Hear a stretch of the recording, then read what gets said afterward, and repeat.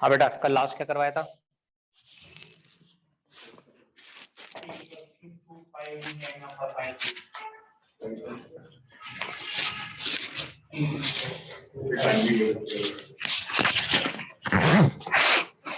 Simple pendulum का हो गया था? What is the time period of simple pendulum? Sir time period of oscillation of spring चल रहा था। वो तो मुझे भी पता है। Time period of simple pendulum कितना लिखवाया था? Time period of simple pendulum कितना था बेटा? 2 सेकेंड, 1 मीटर लेंथ। और सेकंड पेंडुलम था। Time period of simple pendulum कितना पढ़ाया था बेटा? 2 पाई। सर याद है? नहीं याद है? Yes sir. इधर देखो, सिंपल पेंडुलम पता नहीं क्या करते हो यार, एक बार में रिवीजन किया नहीं किया? तो जो कितना बढ़ा देता हूँ घर पे रिवाइज करते हो नहीं करते हो? क्या सर एंड में करते हैं जब टेस्ट होता है। उससे पहले नहीं करते हो? टेस्ट से पहले रिवीजन नहीं करते हो? कभी कभार तभी सर आधे नंबर आते हैं। तभी आधे नंबर आते हैं तुम लोगों के, और टेस्ट में फेल हो जाते हो। हो रही है? हाँ भाई, ध्यान है सिंपल पेंडुलम का? चलो देखो फटाफट देखो सिंपल पेंडुलम क्या था।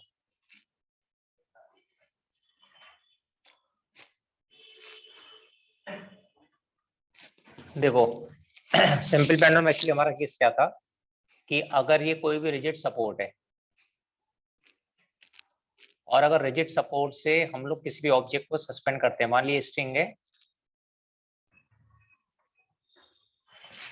और ये simple pendulum, when heavy point mass is suspended from rigid support.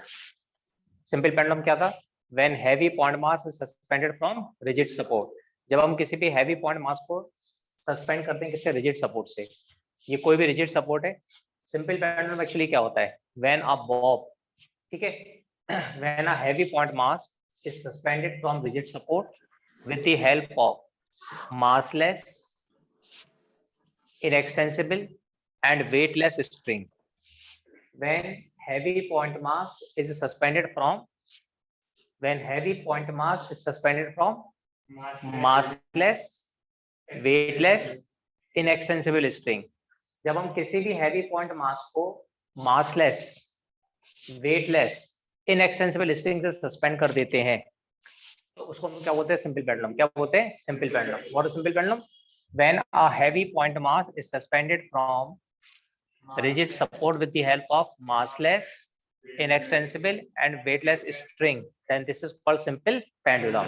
उसको हम लोग क्या बोलते हैं? Simple pendulum. That is called the simple pendulum. तो इसे हम सिंपल पेंडुलम कहते हैं। प्रैक्टिकल लाइफ में जो स्मॉल स्फेरिकल बॉल होती है, जब हम उसे कॉटन थ्रेड से सस्पेंड कर देते हैं, प्रैक्टिकल लाइफ में स्मॉल स्फीयर को जब हम लोग कॉटन थ्रेड से सस्पेंड कर देते हैं तो उसको हम लोग क्या बोलते हैं? Simple pendulum. In practical life when sphere is suspended from cotton thread then this is called simple pendulum. अब ये स्ट्रिंग है, स्ट्रिंग की लेंथ L है, ये वर्टिकल के साथ कितना एंगल बना रही है? थीटा। ये बॉब का वेट क्या कर रहा है बेटा? mg नीचे। Weight of the bob is acting vertically downwards. Bob का वेट mg नीचे की तरफ है और ये स्ट्रिंग है जो वर्टिकल के साथ एंगल बना रही है थीटा। ये बेटा आपका बॉब है, वर्टिकल के साथ कितना एंगल बन रहा है बेटा? Theta. Bob is making an angle theta with the vertical, ठीक है। Bob is making an angle theta with the vertical. जो बॉब है वर्टिकल के साथ कितना एंगल बना रहा है बेटा? Theta. Bob is making an angle theta with the vertical. इसका बेटा वेट किसके बराबर है? Weight of the bob is acting in downward direction. Bob का वेट नीचे की तरफ एक्ट कर रहा है mg। Weight of the bob is acting in vertical downward direction. Bob का वेट वर्टिकली डाउनवर्ड डायरेक्शन की तरफ एक्ट कर रहा है mg नीचे। कितना आ गया? ठीक है। अब अगर ये थीटा है तो स्प्रिंग के अंदर या सिंपल पेंडुलम के अंदर हमें ये देखना होता है कि रीस्टोरिंग फोर्स कौन प्रोवाइड करवा रहा है? कौन बेटा? Restoring force. Which factor is providing the restoring force? ऐसा कौन सा फैक्टर है जो रीस्टोरिंग फोर्स प्रोवाइड करवाता है? रीस्टोरिंग फोर्स मतलब ऐसा कौन सा फोर्स है जो बॉडी को मीन पोजीशन पे वापस लेके आ रहा है? ऐसा कौन सा फोर्स है जो बॉब को वापस लेके आ रहा है? मीन पोजीशन कौन सी है? ये, ठीक है बेटा। मीन पोजीशन कौन सी है? ये। तो अब आप ऐसा देखिए कि ऐसा कौन सा फोर्स है जो उसको वापस लेके आ रहा है बेटा। अगर ये थीटा तो बेटा ये भी थीटा हो गया, तो ये कितना हो गया mg cos cos theta, theta। ये हो गया mg cos थीटा, और बेटा ये कितना हो गया mg sin थीटा। तो ये जो फोर्स है वो है mg sin थीटा। इस फोर्स को हम क्या बोलेंगे mg sin थीटा। ये कितना है x, ये कितना है l, कितना आ गया, ये कितना है बेटा x, ये कितना है l। ये वाला सब समझ में आ गया। अब आप ये देखिए फिगर को देख के बताइए कि SHM कौन प्रोवाइड करवा रहा है, या रीस्टोरिंग फोर्स यहाँ पर कौन सा हुआ mg sin theta. बेटा। यहाँ पर रीस्टोरिंग फोर्स कौन सा है mg cos theta, mg sin theta. तो here restoring force is mg sin theta, यहाँ पर restoring force mg sin theta है। कौन सा है mg sin theta. In this case restoring force is mg sin theta. इतना समझ में आ गया। So what is simple pendulum?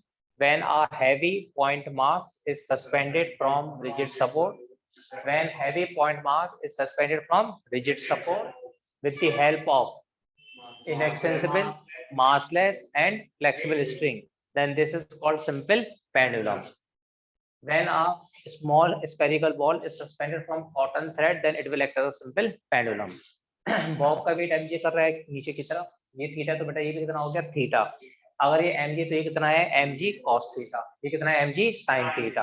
अगर ये mg और ये थीटा तो mg cos थीटा हो गया, ये mg sin थीटा हो गया। तो यहाँ पर ऐसा कौन सा फोर्स है जो मेन पोजीशन की तरफ एक्ट कर रहा है mg sin थीटा। तो mg sin थीटा यहाँ पर रीस्टोरिंग फोर्स की तरह काम कर रहा है। तो रीस्टोरिंग फोर्स Fr हो गया minus mg sin theta. mg sin theta यहाँ पर कैसे काम कर रहा है रीस्टोरिंग फोर्स की तरह। Here mg sin theta act as a restoring force. एक सेकंड,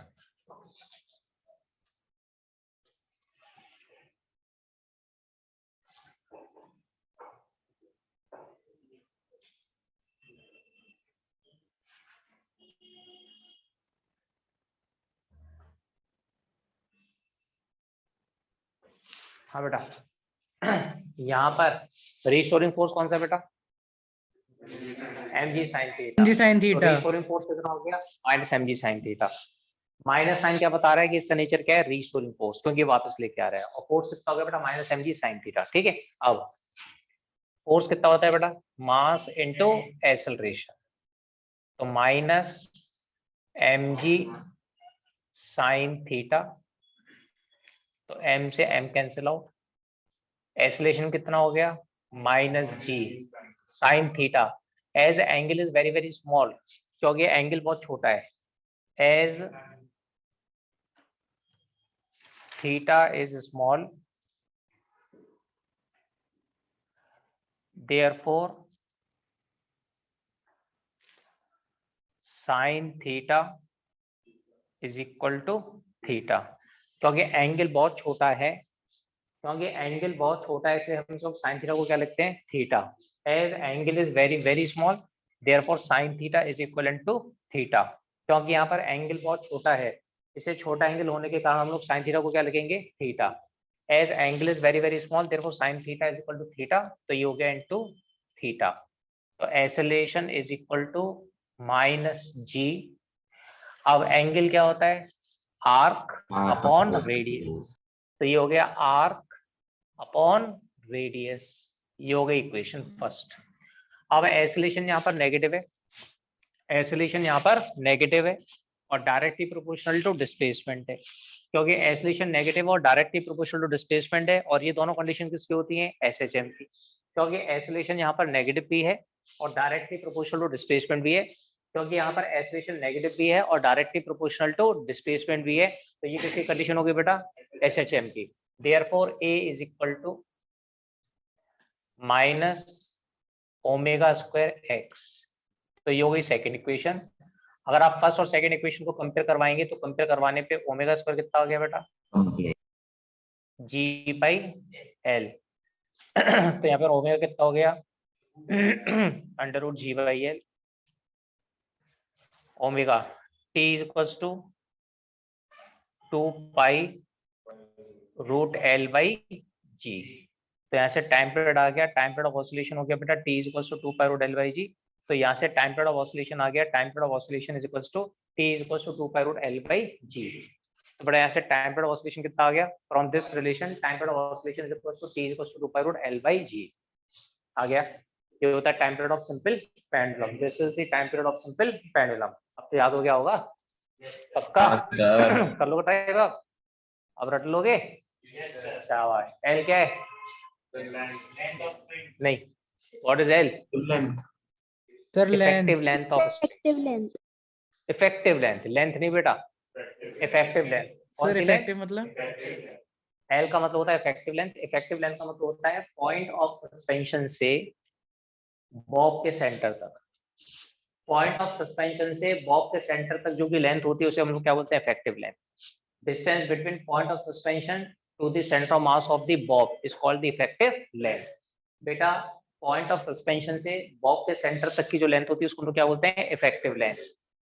पॉइंट ऑफ सस्पेंशन से बॉब के सेंटर तक का जो डिस्टेंस होता है उसको हम लोग क्या बोलते हैं? Effective length. क्या बोलते हैं? Effective length. So distance between the point of suspension to the centre of the mass of the bob is called the effective length. तो यहाँ पर जो L होता है वो इफेक्टिव लेंथ होता है और यहाँ पर क्या होता है? Effective gravity. क्या कहते हैं? Effective gravity. क्या time period mass of the bob पे डिपेंड कर रहा है? क्या time period of oscillation mass of the bob पे डिपेंड कर रहा है? नहीं।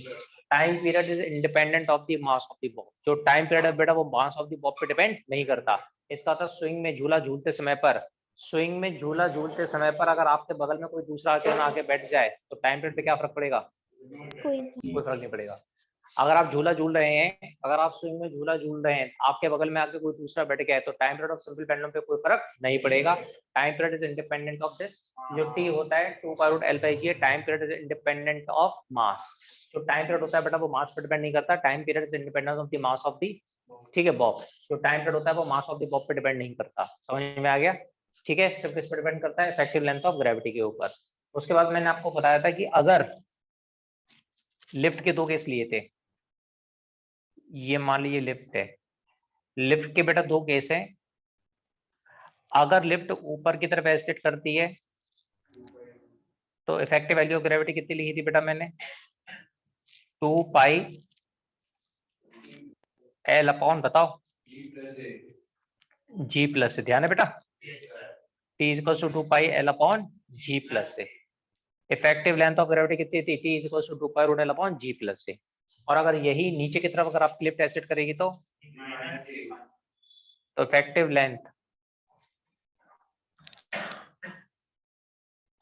तो t is equal to 2 pi L upon g minus a. याद आ गया बेटा? समझ में आ गया? तो t is equal to 2 pi L upon ji plus a, t is equal to 2 pi L upon g minus a. ये हो गया time period of simple pendulum. ठीक, ठीक है। अब याद आ गया सिंपल पेंडुलम का केस? अब तो याद हो गया। हाँ भाई हरीफ, याद हो गया बेटा? बढ़े आगे, चलिए। हाँ भाई, ऑनलाइन किसी को कुछ पूछना है? किसी को कुछ समझना है? No sir. बच्चों कुछ पूछना है? अच्छा, स्टार्टिंग से चैप्टर तक अगर कोई टॉपिक समझना हो तो पूछ लो, उसको भी हल्के करवाई दो फिर। हाँ पूछ पूछ।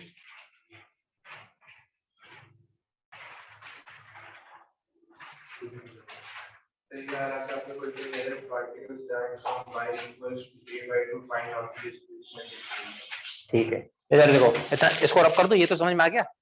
चलिए,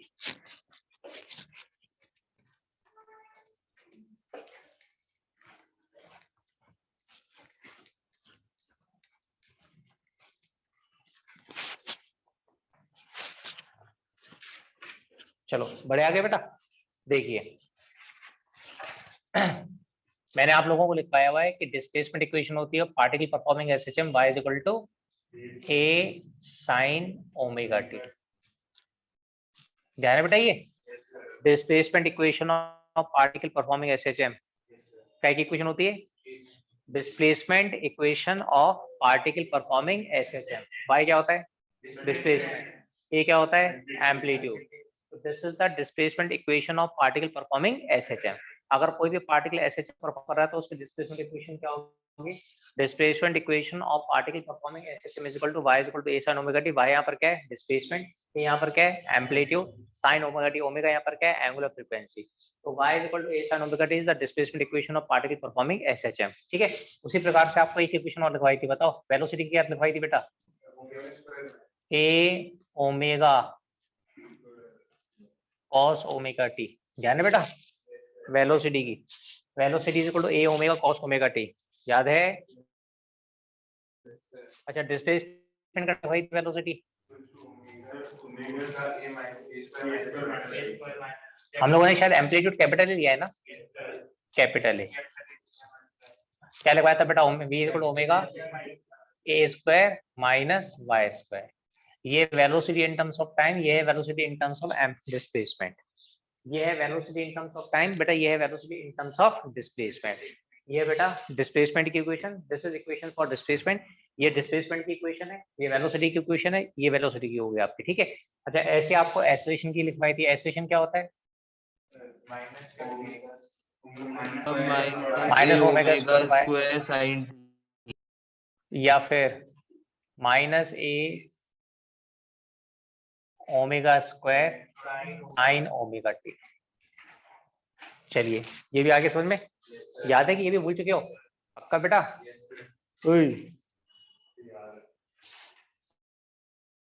पक्का बेटा। चलिए इसके बाद आपको ये क्वेश्चन पूछना था, हाँ भाई क्वेश्चन ये था कि what is displacement equation of particle which starts it's motion from a/2।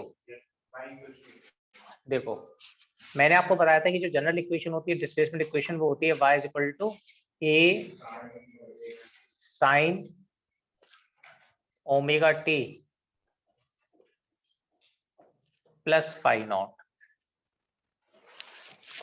y is equal to a sine omega t plus phi naught, ये काय की इक्वेशन है बेटा, this is displacement equation of particle performing SHM। क्या, this is displacement equation of particle performing SHM। Particle अगर आपका SHM perform करता है तो उसकी डिस्प्लेसमेंट इक्वेशन क्या होती है, this is the displacement equation of particle performing SHM। अगर पार्टिकल आपका SHM परफॉर्म करता है तो इसकी डिस्प्लेसमेंट इक्वेशन ये होती है। अच्छा फाई नॉट को क्या बोलते थे, फेज, कौन सा फेज, इनिशियल फेज। और ये क्या बोलते थे पूरे, omega T plus phi naught को क्या बोलते थे, phase.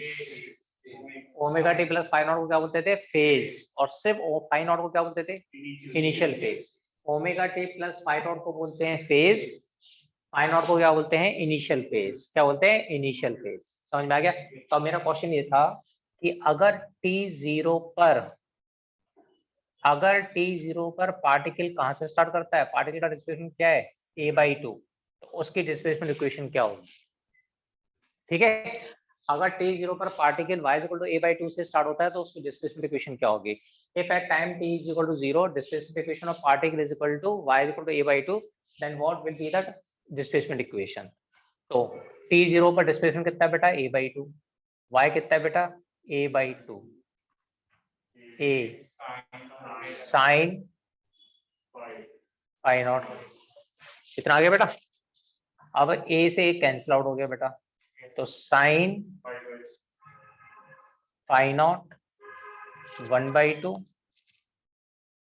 Sign phi naught is equal to sine, हाँ भाई 30 डिग्री, 5/6। तो फाई नॉट कितना हो गया बेटा, 5/6। और अगर ये हो गया 5/6 के बराबर, तो बेटा हमारी डिस्प्लेसमेंट इक्वेशन क्या हो गई, a sine omega T plus 5/6। आ गया, समझ में आ गया। ठीक है, और है बेटा, ये मैंने आपको बताया था कि ये तब सिर्फ यूज होती है जब पार्टिकल की जर्नी कहां से स्टार्ट होती है, मीन पोजीशन से। ये सिर्फ तब यूज करते हैं जब पार्टिकल कहां से स्टार्ट करता है, मीन पोजीशन से। अगर यार और कहीं से स्टार्ट करेगा तो पहले आपको फेज निकालना पड़ेगा। वैसे तुम्हारे क्वेश्चन तो सारे इसी के ऊपर होंगे, ये तो मैं समझाने भी बोल दिया। जितने भी क्वेश्चन पढ़ोगे ना सब में लिखा होगा particle starts from mean position, सीधा ये लगा देना। ठीक है, चलिए और किसी को कुछ पूछना है, समझना है, पीछे में से कोई भी टॉपिक आर्टिकल, तो बढ़े फिर आगे। चलिए, तुमसे SHM पूछना महंगा पड़ गया, सब पढ़ाना पड़ा फिर से, पूछता नहीं तो अभी तक तो खत्म हो चुका था टॉपिक। हाँ भाई ऑनलाइन कुछ समझना है, सबसे अच्छे बच्चे ऑनलाइन वाले, ना इसमें क्या डिस्टर्ब पूछे? करते हैं, ना पढ़ते हैं, ना कुछ करते हैं, शांत बैठते हैं बस। हाँ भाई कुछ पूछना है किसी को?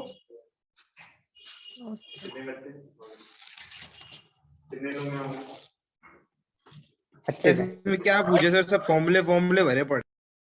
ठीक है बेटा, चलो पूछना तो बाद में पूछ लेना, ठीक है। चलो आगे बढ़ते हैं।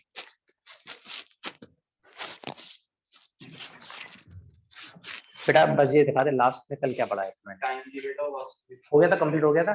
अच्छा ठीक है, time okay. Period of oscillation of spring. चलिए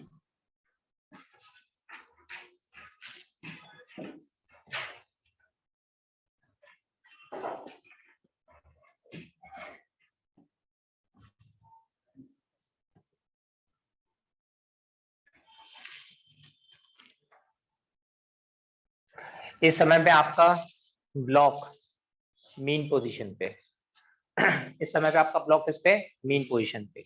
अब आपने क्या किया है, इस ब्लॉक को पकड़ के खींच दिया। जब आप इस ब्लॉक को पकड़ के पुल करोगे, जब आप इस ब्लॉक को पकड़ के पुल करोगे और छोड़ दोगे तो बेटा ये क्या परफॉर्म करना चालू कर देगा, ऐसे से।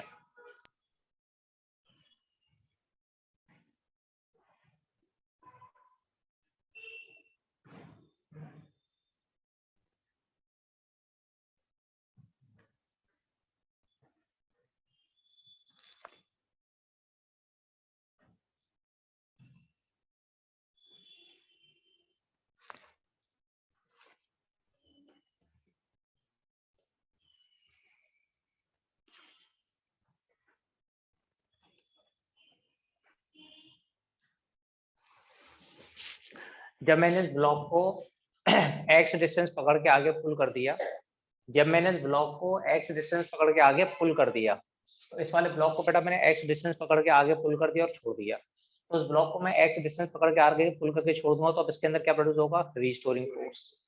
बेटा रीस्टोरिंग फोर्स कितना होगा स्प्रिंग के अंदर, -kx। और बेटा फोर्स क्या होता है, मास इनटू एक्सीलरेशन, -kx। तो एक्सीलरेशन कितना हो गया बेटा, -k/m इंटू एक्स। और एक्सीलरेशन का फॉर्मूला क्या होता है,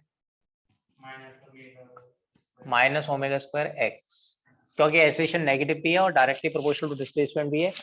एक्सीलरेशन नेगेटिव भी है और डायरेक्टली प्रोपोर्शनल टू डिस्प्लेसमेंट भी है। तो ये किसकी कंडीशन होगी बेटा, SHM। दोनों को कंपेयर करवाओ।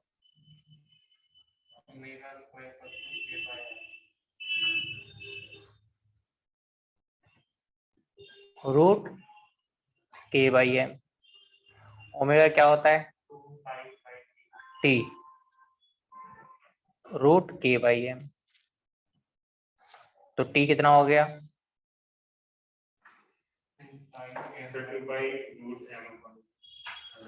This is time period of block connected to spring. इसे क्या बोलेंगे बेटा, this is time period of block connected to spring, ठीक है। So this is expression for the time period of the block connected to spring. अगर कोई block spring से connected है तो उसका टाइम पीरियड कितना होगा, this is expression for the time period of block connected to spring. ये बेटा ब्लॉक आपका स्प्रिंग से कनेक्टेड है, तो this is expression for the time period of the block connected to spring. अगर कोई भी ब्लॉक स्प्रिंग से कनेक्टेड है तो उसका टाइम पीरियड ऑफ ऑसिलेशन कितना होगा, t = 2π√m/k। This is expression for time period of the block connected to spring, ठीक है। अब लिखो आगे, देखो देखो, अच्छा k को क्या बोलते हैं, स्प्रिंग कांस्टेंट। देखो spring constant is inversely proportional to, spring constant is inversely proportional, spring constant is inversely proportional, spring constant is inversely proportional to the length of the spring, spring constant is inversely proportional to the length of the spring, spring constant is inversely proportional to the length of the spring। बेटा जो spring constant है वो कैसे vary करेगा, spring constant is inversely proportional to the length of the spring. जो spring constant है वो vary करता है इनवर्सली प्रोपोर्शनल। स्प्रिंग कांस्टेंट कैसे वेरी करता है, inversely proportional to the length of the spring. Spring constant varies inversely proportional to the length of the spring. जो spring constant है वो वेरी करता है inversely proportional to the length of the spring के। इसका मतलब मैं स्प्रिंग को जितना छोटा करता जाऊंगा वैसे वैसे स्प्रिंग कांस्टेंट की वैल्यू बढ़ती जाएगी। देखो ठीक है, तो spring constant is inversely proportional to the length of the spring. ठीक, देखो if spring is cut into equal parts, if spring is cut into equal parts, find the time period of oscillation. If spring is cut into equal parts, find the time period of oscillation. Find the time period of oscillation of log. ठीक है, चलिए time period कितना होगा बेटा, t dash 2 pi m upon k, t is equal to 2 pi m upon k। हाँ भाई, t dash is equal to 2 pi root m upon k। अब यहाँ पर k की जगह पर क्या लोगे, तुमने लेंथ आधी कर दी तो स्प्रिंग कांस्टेंट कितना हो गया होगा, डबल। तो k की जगह पर कितना हो जाएगा 2k, तो t dash 2 pi 1 upon root 2। ये वाला स्टेप आ गया, yes t sir. Dash is equal to t by root 2। तो t डैश कितना हो गया, t बाई रूट 2 आ गया। तो टाइम पीरियड हो गया t डिवाइडेड बाई रूट 2, कितना हो गया, t dash is equal to t upon root 2। Pradeep आया, ओए प्रदीप एब्सेंट है आज, बैठा तो है बे, बैठा क्या सर? आए, बैठा तो है प्रदीप बे। आवाज तो आ रही, दिख तो आ नहीं है कहीं, आप तो आया नहीं। Yes sir. अब पूछ रहा हूँ आया नहीं, यस सर। वो कह रहा है ही नहीं। हाँ भाई यशवीर, यशवीर का है तो भाई यशवीर आज तो कैसे बैठेगा ऑनलाइन, मैं यशवीर कह रहा हूँ, यश अग्रवाल। सर आज धूप ज्यादा थी। कह रहा धूप ज्यादा थी, वाह अरे वाह। t dash is equal to t by root 2। तो यहाँ से t डैश किस तरह होगा बेटा, t डिवाइडेड बाई रूट 2, कितना हो गया, t dash is equal to t divided by root 2। इतना आ गया। देखो adding combination of springs, combination of springs, combination of springs। पहला लिखिए सीरीज कॉम्बिनेशन, पहला लोगो series combination. Combination of springs में पहला क्या बेटा आपका, सीरीज कॉम्बिनेशन।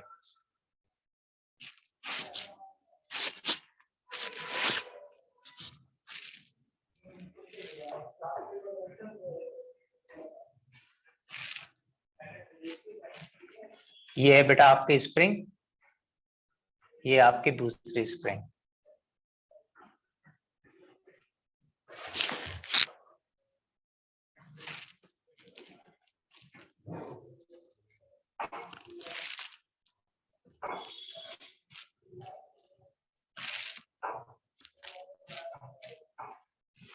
चलिए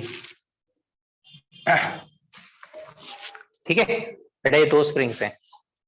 अच्छा हमारे सिलेबस में स्प्रिंग्स क्या होती हैं, मासलेस। मान लिया पहली स्प्रिंग कितनी खींची, x1, दूसरी स्प्रिंग कितनी खींची, x2। चलो पहले फिगर बनाओ,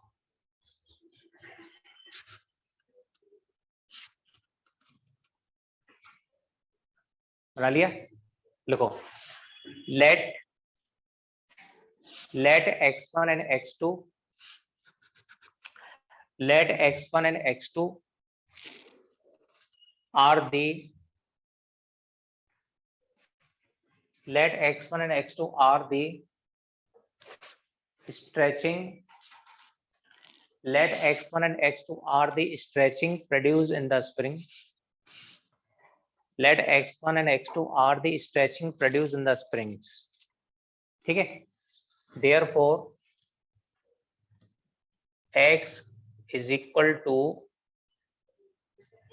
x1 plus x2. इससे बड़ा आपका x किसके बराबर होगा? x is equal to x1 plus x2.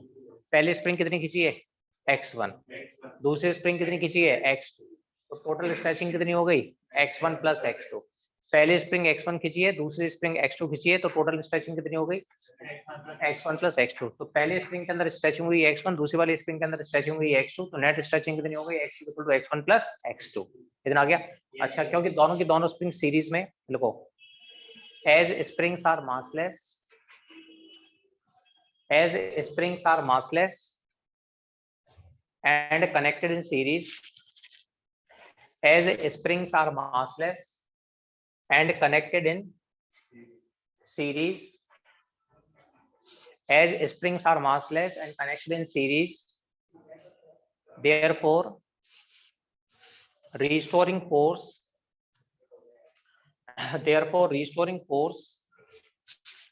in both the springs is same. Therefore restoring force in both the springs is same.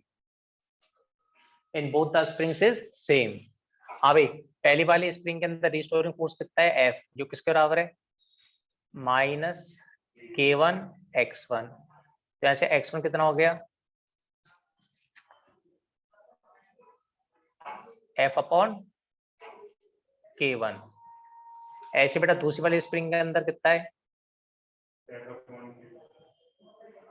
K2 X2. तो X2 कितना हो गया?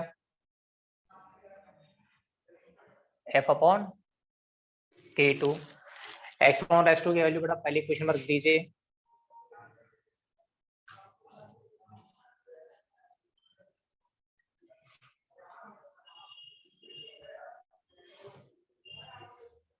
तो यहां से सॉल्व करके कितना है बेटा?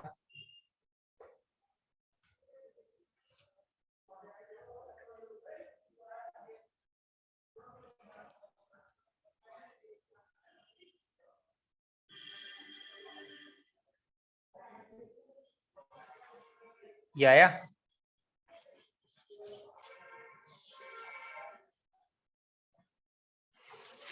ये वाला स्टेप आया देखो बेटा पहले.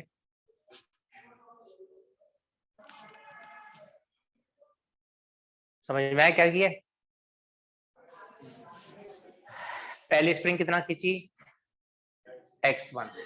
दूसरी स्प्रिंग कितना खींची? X2. अगर पहली वाली स्प्रिंग के अंदर स्ट्रेचिंग है X1, दूसरी वाली स्प्रिंग के अंदर स्ट्रेचिंग है X2. पहली वाली स्प्रिंग के अंदर स्ट्रेचिंग कितनी है? X1. दूसरी वाली स्प्रिंग के अंदर स्ट्रेचिंग कितनी है? X2. X इसके बराबर है बेटा X1 plus X2.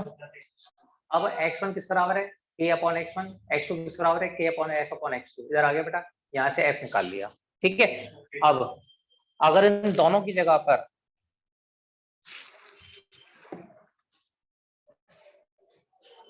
हेलो नमस्ते.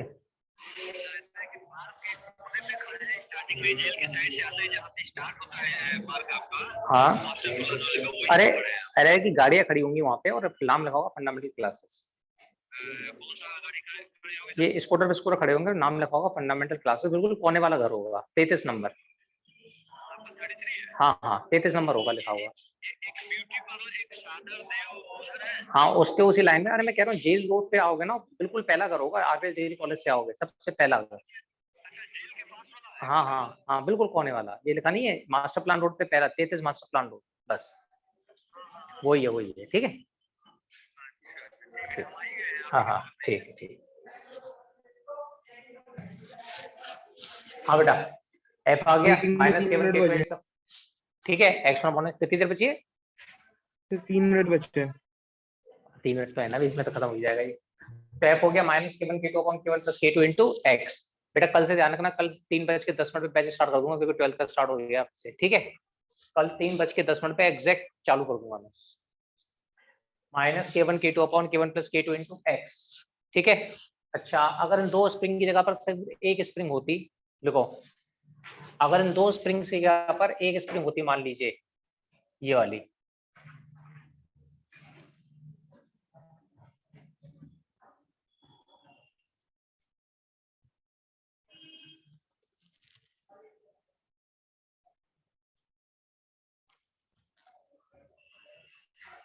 अगर हम सिंगल स्प्रिंग यूज कर रहे हैं तो क्या होगा, लिखो, if we use single spring, if we use single spring of spring constant K, if we use single spring of spring constant K, then restoring forces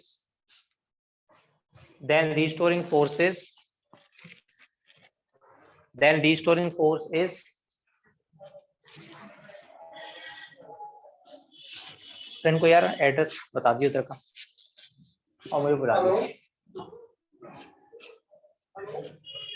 If K is equivalent spring constant, then restoring force is F is equal to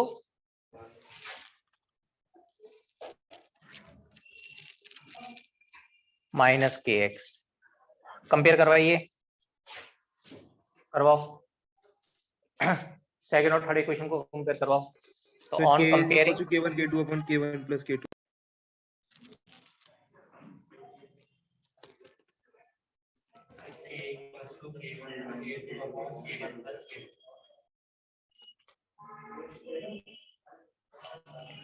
और मुझे ऐसे भी कह सकते हैं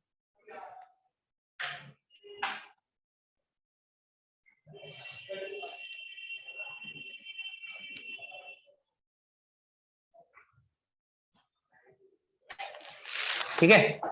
चलो बेटा कल से मैं बैच जल्दी स्टार्ट कर दूंगा, ध्यान रखना, ठीक है। कल की हाँ भाई समझ में आ गए। सीरीज का फॉर्मूला क्या हो गया? अच्छा ध्यान है रेसिस्टेंस का, resistance in series and parallel, जो रेसिस्टेंस में पैरेलल का फॉर्मूला आता था 1/R1 + 1/R2। कैसे याद है? रेसिस्टेंस यहाँ पे सीरीज में लगता है, तो इतना याद रख लेना। स्प्रिंग कांस्टेंट का सीरीज का फॉर्मूला क्या होता है? 1/K1 + 1/K2, जबकि रेसिस्टेंस में क्या होता था? R1 + R2।